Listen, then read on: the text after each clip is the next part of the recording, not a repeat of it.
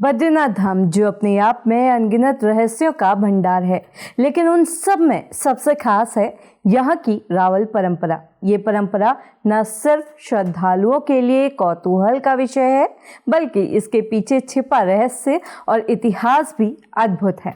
हर किसी के मन में ये सवाल उठता है कि आखिर भगवान बद्रीनाथ की मूर्ति को सिर्फ रावल ही क्यों छू सकते हैं? ये सम्मान सिर्फ रावलों को ही क्यों मिला हुआ है? क्यों रावल स्त्री वेश में आकर बद्रीनाथ धाम की पूजा करते हैं? और रावल परंपरा की शुरुआत हुई कैसे?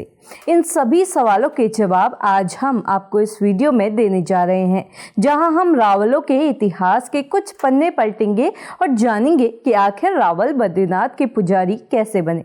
नमस्कार, आप देख रहे हैं खबर उत्तराखंड और मैं आपके साथ रक्षिता। चमोली में बर्फ से ढके नर नारायण पर्वतों के बीच उफान मारती अलकनंदा नदी के तट पर बसा है श्री हरि विष्णु का पावन धाम बद्रीनाथ, जिसे भूवैकुंठ के रूप में भी जाना जाता है। यहाँ भगवान विष्णु की बद्रीनारायण के रूप में पूजा की जाती है और मंदिर के पुजारी होते हैं रावल। अब सबसे पहले आपको रावल परंपरा की शुरुआत के बारे में बताते हैं।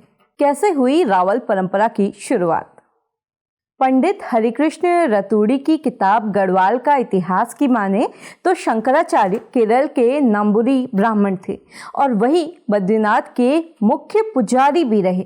कहा जाता है कि संन्यास लेते वक्त उनकी माता ने उनसे अनुरोध किया था कि अगर तुमने संन्यास लिया तो तुम मेरी अंत्योष्टि नहीं कर पाओगे।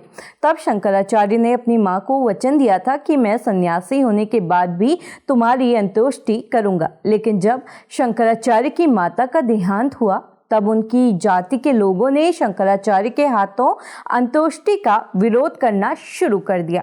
इसके बाद शंकराचार्य ने अपनी माता का शवदाह अपने हाथों से अपने ही घर के आंगन में किया। उस वक्त उनके दो रिश्तेदार उनके साथ थे, जिनमें एक थे चोली जाति और दूसरा मुकाणी जाति के ब्राह्मण। बाद में शंकराचार्य ने इन दोनों जातियों को अपने स्थापित धामों में अपने साथ स्वामित्व दे दिया। अब आपको बताते हैं कि सिर्फ रावलों को ही बद्री विशाल की मूर्ति छूने का अधिकार आखिर क्यों है। दरअसल रावल केरल के उच्च कोटि ब्राह्मण होते हैं और साथ ही वो आदिगुरु शंकराचार्य के वंशज भी हैं। लिहाजा शंकराचार्य ने अपने स्थापित धामों का स्वामित्व रावलों को दिया था। इसलिए बद्री विशाल की मूर्ति को छूने का विशेषाधिकार सिर्फ रावलों को ही है। हालांकि बद्रीनाथ के रावल केरल राज्य के चोली, नाम्बुरी या मुकाणी जाति के ब्राह्मण ही होते हैं और यही बद्री विशाल की पूजा भी करते हैं। लेकिन हाँ, जब बद्रीनाथ में रावल मौजूद नहीं होते तो स्थानीय डिमरी समुदाय बद्री विशाल की पूजा करता है। वैसे डिमरी समुदाय रावलों के सहायक होते हैं। ये बद्रीनाथ धाम में भोग भी बनाते हैं। 400 सालों के इतिहास की बात की जाए तो 4 बार डिमरी समुदाय के लोगों ने रावल की अनुपस्थिति में बद्री विशाल धाम में पूजा की है। साथ ही आपको बता दें कि रावल को शास्त्रों में निपुण होना जरूरी होता है। इनका चयन बद्रीनाथ मंदिर समिति करती है। इनकी न्यूनतम योग्यता यह है कि नए वेदांग का ज्ञाता और इस क्षेत्र में कम से कम शास्त्र की उपाधि प्राप्त हो। पहले से रावलों का ब्रह्मचारी होना भी जरूरी था, पर वक्त के साथ ये नियम बदल गया और रावल सिर्फ महंत या सन्यासी न होकर गृहस्थ भी होने लगे। पर इसके साथ एक शर्त भी रखी गई कि अगर किसी रावल को गृहस्थ होना है तो उसे रावल का पद छोड़ना पड़ेगा। पुराने रावल का पद छोड़ने के बाद नए रावल की नियुक्ति की जाती है।